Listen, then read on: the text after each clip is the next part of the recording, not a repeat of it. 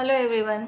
इस वीडियो में हम डिस्कस करेंगे चेंज मैनेजमेंट का एक और model, that is ADKAR model. ठीक है, ये मॉडल जो है this is based on a concept that an organisation changes when an individual change, यानी ऑर्गेनाइजेशन में तभी चेंजेस आते हैं जब उसके एम्प्लॉयज में भी चेंजेस आते हैं। ठीक है, तो एटकर जो है ये चेंज मैनेजमेंट प्रोसेस है, तो इसमें क्या क्या स्टेप्स है वो हम देख लेते हैं एक एक करके।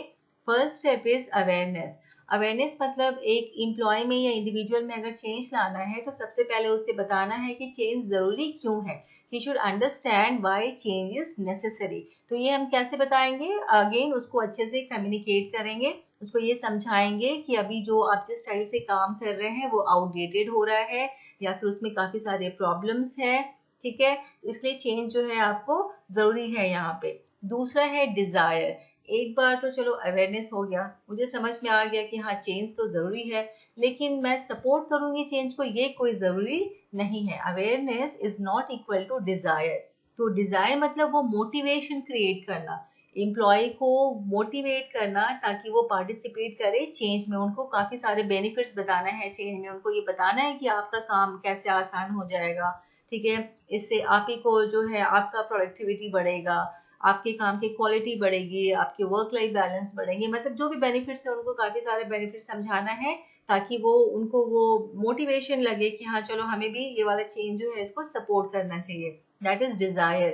थर्ड इज नॉलेज, कि चलो मोटिवेशन भी आ गया कि चेंज को सपोर्ट करना है, लेकिन अब नेक्स्ट है कि चेंज करना कैसे है, क्या करना है। ठीक है, अब मुझे people must know what to do and how to do it. ये जो चेंज प्रोसेस जो है इसमें हम अपने आप को एडजस्ट कैसे करेंगे, हमें क्या सीखना है, कौन सी वाली स्किल चाहिए, किस तरह से हम अपने आप को अडेप्ट करेंगे। तो यहाँ पे है नॉलेज देना। अगर किसी एम्प्लॉयज को ट्रेनिंग की जरूरत है, कुछ ऐसा कोर्स की जरूरत है या सपोर्ट की जरूरत है, तो यहाँ पे उसको हम क्या करेंगे, नॉलेज प्रोवाइड करेंगे। Next is ability. एबिलिटी यानी अब तो यहाँ पे नॉलेज आ गया मेरे पास, ठीक है, मैं काम करना सीख गई हूँ, तो अब उसको मैं अप्लाई कैसे करूंगी, that is ability. Actually doing what I have acquired knowledge about। ability यानी people should be apply able to apply what they have learned। जो भी मैंने सीखा है नॉलेज वाले स्टेप में उसको अब यहाँ पे मुझे अप्लाई करना है। ठीक है, तो मेरे में वो एबिलिटी होनी चाहिए कि जो मेरा नॉलेज है उसको मैं अप्लाई कर सकूं।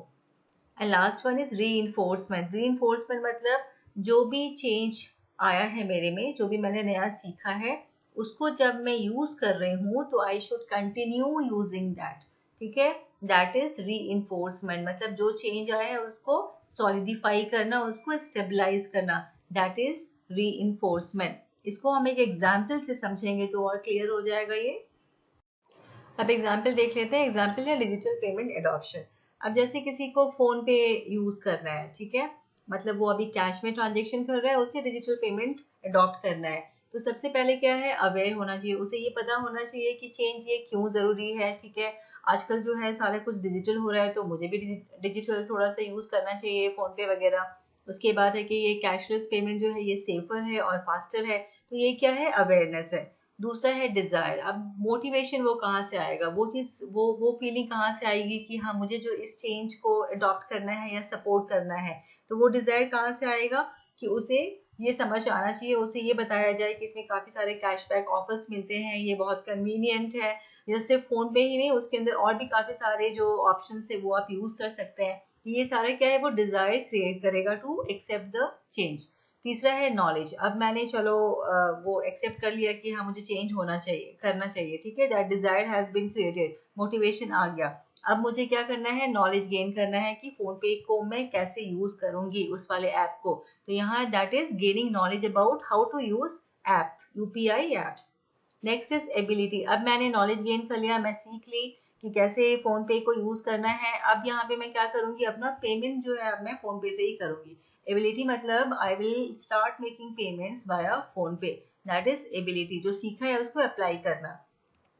री, अब मैं फोन पे यूज करना शुरू कर रही हूँ, तो अब क्या है, वो री होना चाहिए, मतलब कि अब मैं वापस से वो कैश वाली टेंशन में नहीं जाना मुझे।